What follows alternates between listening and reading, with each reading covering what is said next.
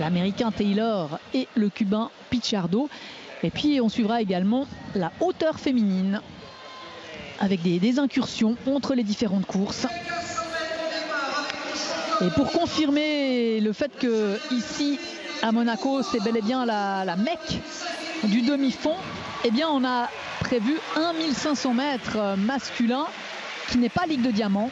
C'est la seule course au programme de cette soirée que nous allons suivre en direct qui ne fait pas partie de la Ligue de Diamant, mais c'est pas parce que ça n'est pas Ligue de Diamant qu'il n'y a pas du très très beau monde au départ, avec notamment, Pascal l'évoquait tout à l'heure, la présence de Mo Farah qui, vous l'avez peut-être suivi en direct avec nous à Atletissima, a fait une course absolument magnifique, une fin de course. Le voici, Mo Farah avec son maillot noir, absolument magnifique. Il était revanchard, il était rageur et il est beaucoup plus souriant qu'à Lausanne, ici beaucoup plus détendu après avoir fait sa course de rentrée à Lausanne après tous les ennuis qui ont notamment poursuivi son entraîneur, des soupçons de dopage, et Mo Farah qui s'était quasiment retiré de la vie publique et de la vie sportive pour mieux réapparaître à Lausanne.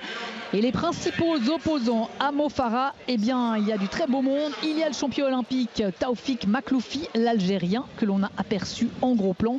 Il y a également Asbel Kiprop. Il a gagné ici en 2012 et en 2013. Kiprop, c'est un habitué de Monaco, c'est un habitué des excellents chronos et c'est le champion olympique de 2008, Asbel Kiprop. Et ça, c'est pour les principaux contestataires de Mo Farah. Mais il y aura peut-être d'autres surprises dans ce 1500 mètres. C'est un peu la question de savoir qui va descendre aujourd'hui en dessous des 3 minutes 30. Ouais, c'est clairement l'objectif avec ce qu'on a demandé aux meneurs d'allure de réaliser. Andro Rotic et Jackson Kivuva. On va être assez vite fixé sur le tempo si ça fonctionne. 54 secondes normalement aux 400 mètres et surtout 1,50 aux 800 mètres et 2,17 aux 1000 mètres. Et c'est Kiprop qui tout de suite lui a pris, s'est calé derrière les meneurs d'allure. Il y a un petit écart et Mo Farah lui est en deuxième position, enfin quatrième si on compte les deux lièvres qui vont normalement s'écarter. Il y a Biwott également dont on n'a pas parlé tout à l'heure, mais Biwott peut-être également. Robert Biwott, 22 ans, un homme pour la victoire. Le Kenyan. Et ça va très très vite. Regardez, ses concurrents, ils sont complètement étirés. Il n'y a pas du tout de peloton. Et il y a déjà, on est en file indienne et encore, tout le monde tire la langue là. Et pour l'instant, Mo Farah laisse quand même toujours à peu près la même distance là derrière Kiprop. Il n'a pas l'air de trop s'inquiéter. Et on devrait aller très très vite ici parce que Monaco est vraiment propice à de bons chronos sur 1500 mètres. C'est bien la raison pour laquelle on a monté ce 1500 mètres, même s'il ne fait pas partie de la Ligue de Diamant. Kiprop, Mo Farah, Biwott, Makhloufi, ils sont tous là, ils sont tous aux avant-postes, les favoris. Ouais, mais avec cet écart là de 4-5 mètres laissé par Mo Farah, ça va être compliqué. Le premier lièvre s'écarte.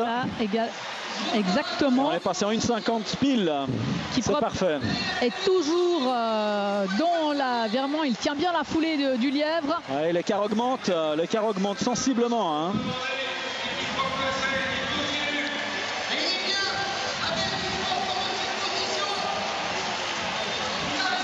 Kiprop connaît bien Monaco. Il connaît tous les détails, tous les méandres de cette piste. Asbel Kiprop. Ouais, on est passé aux environs de 2,17 là aux 1000 mètres comme c'était demandé.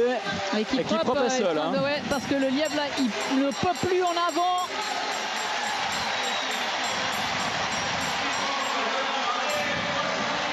Et on est à la cloche. Et Kiprop va se battre contre le chrono. Mo Farah contre les accessites. Double champion du monde, Asbel Kiprop, le Kenyan en 2011 et en 2013 et champion olympique de 2008, il a 26 ans.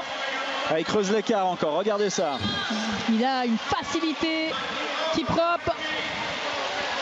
Et je vous le disais, il s'est imposé ici en 2013 et en 2012. L'année dernière, il a laissé la vedette à Silas Kiplayat.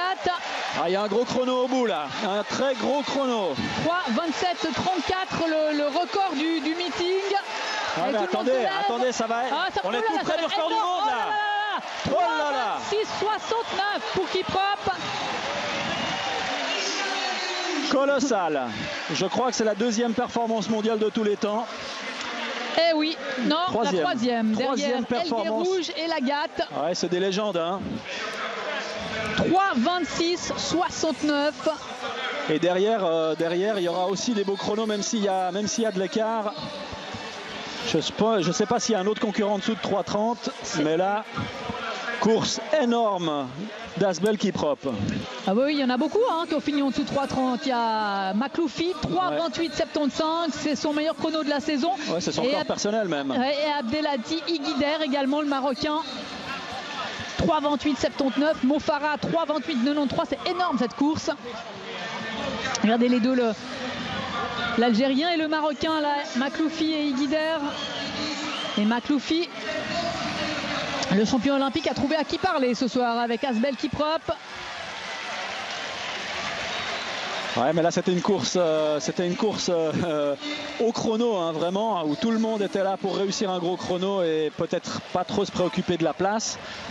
Mais effectivement, hein, troisième victoire ici à Monaco. Ça va vraiment devenir sa piste et son stade. Et les courses en championnat, ça se déroule en général autrement. Il n'y a pas de meneur d'allure. Oh, mais là, on a vu qu'il était capable de tenir l'allure tout seul, hein, Kiprop. Beau succès d'estime. Mo Farah, évidemment, ça n'est pas sa distance principale. Ouais, mais quand on court moins de 3,29, c'est déjà la deuxième fois que Mo Farah court ici, hein, moins de 3,29. Il y a 2 ans déjà, sauf erreur. Et on voit là, sur la fin de course, hein, Mo Farah, il essaye d'attaquer Makloufi et Iguider. Ça passe juste pas. Non. Ils ont bien résisté les deux, le Marocain et l'Algérien. Mais Kiprop, regardez comme il est facile. Asbel Kiprop, et il a même eu le temps de sourire. Et ils sont 6 en dessous de 3 minutes 30. Et qui réussissent tous leur meilleur chrono personnel. Il y a même un record d'Océanie pour Nick Willis, le néo-zélandais, 3,29,66. Ouais, que ce soit Manangoy, Elia, le Kenyan, Robert Biwott, Aman Wote, Colin Shepboy. Eux, ils sont en dessous des 3,30, en dessus des 3,30, mais ils réussissent leur meilleur chrono de la saison, leur meilleur chrono personnel également. Une course absolument magique, ce 1500 mètres. C'est étonnant parce que on cherche des explications. Comment ça se fait que Monaco, systématiquement, sur ce 1500 mètres, on arrive à des chronos pareils et surtout à cette densité. Regardez. Avec 3,30-10, vous êtes 7e. Je pense que Robert Biwott, ce soir, quand il va se coucher, il va avoir de la peine à y croire quand même. Parce que quand vous courez 3,30, normalement vous gagnez. Hein. 3,30-10.